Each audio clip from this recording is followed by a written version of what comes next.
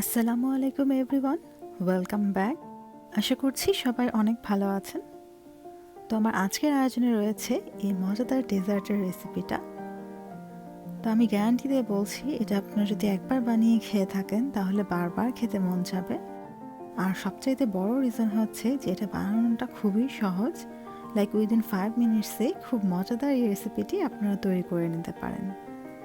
তো চলুন দেখে নিই এটা তৈরি করতে আমার আজকে কি কি লাগবে। তো প্রথমে এখানে নিয়ে নিয়েছি আমি সাওয়ার ক্রিম। আমি এখানে লাইটটা নিয়েছি, আপনারা চাইলে হেভিটাও নিতে পারেন। আর সঙ্গে নিয়ে নিয়েছি কনডেন্সড মিল্ক।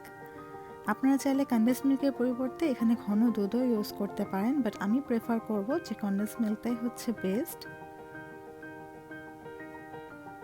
আর এখানে নিয়ে নিয়েছি আমার ইচ্ছা মতো কিছু ফ্রুটস, এবং ম্যাঙ্গো তো মাস্ট। এই ডেজার্টটার জন্য ম্যাঙ্গো হচ্ছে বেস্ট কম্বিনেশন ফ্রুটসের ক্ষেত্রে। আর সঙ্গে নিয়ে নিয়েছি কিছু ক্যান ফ্রুটস, লাইক আমি এখানে পিচ নিয়েছি আর সঙ্গে নিয়েছি কিউই। তো কিউইটা আমি এখানে ফ্রেশ নিয়েছি, বাট এই ডেজার্টটা তৈরি করার ক্ষেত্রে আপনারা যত বেশি ক্যান ফ্রুটস ইউজ করতে পারবেন এটা খেতে তত বেশি ইয়াম্মি হবে। কারণ ফ্রেশ ফ্রুট খেতে অনেক সময় দেখা যায় যে একটু ক্রাঞ্চি লাগে, এতে করে টেস্টটা একটু ডিফারেন্ট হয়। আর আপনারা কিন্তু আপনাদের ইচ্ছে অনুযায়ী যে কোনো ফ্রুটসই নিতে পারেন। এক্ষেত্রে যদি আপনারা আনারস বা অন্য কোনো স্ট্রবেরি এই টাইপের ফ্রুটস ইউজ করতে পারেন তাহলে কিন্তু খেতে আরও ভালো হয়। তো এখন চলে যাচ্ছি মূল প্রসেসে। তো এর জন্য প্রথমে আমি একটা মিক্সিং বোলে ফার্স্টে সাওয়ার ক্রিমটা নিয়ে নিচ্ছি। এখানে আমি 1 পাউন্ডের মতো সাওয়ার ক্রিম ইউজ করছি। এর সঙ্গে দিয়ে দিচ্ছি প্রায় হাফ কাপের মতো কনডেন্সড মিল্ক, এবং কনডেন্সড মিল্কের পরিমাণটা কিন্তু ডিপেন্ড করে যার টেস্ট অনুযায়ী। এখন জাস্ট সব কিছু আমি একসঙ্গে মিক্স করে নেব। আপনারা চাইলে একটা হ্যান্ড উইস্কের সাহায্য করতে পারেন, বাট আমি আজকে এখানে একটা হ্যান্ড ব্লেন্ডার দিয়ে করছি। আপনারা যদি চান তাহলে কিন্তু নর্মাল যে ব্লেন্ডারের জার আছে ওখানে নিয়েও করতে পারেন। তো এই তো আমার ব্লেন্ড করা হয়ে গেছে। এখন আমি এতে অ্যাড করে নিচ্ছি কিউই, এরপর এতে দিয়ে দিচ্ছি পিচগুলো। তো আজকে যেহেতু আমি এখানে ক্যান পিচ ফ্রুটস ইউজ করেছি, এর জন্য হালকা পানি ছিল। আপনারা চাইলে কিন্তু পানিটা ছাকিয়েও নিতে পারেন, বাট আমার কাছে মনে হয় যে এই পানিটাতে পিচের একটা ফ্লেভার থাকে, এতে করে খেতে একটা ডিফারেন্ট টেস্ট আসে। এই তো এরপর আবার এই ফ্রুটসগুলোকে একটু ব্লেন্ডার দিয়ে ক্রাশ করে নিলাম।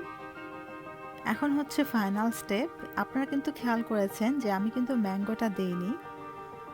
তো এখন আমি এই মিক্সটাকে একটা জারে হাফ নিয়ে নিলাম। এখন এতে দিয়ে দিচ্ছি সেই কেটে রাখা ম্যাঙ্গোগুলো, লাইক আমটা অ্যাড করে নেব।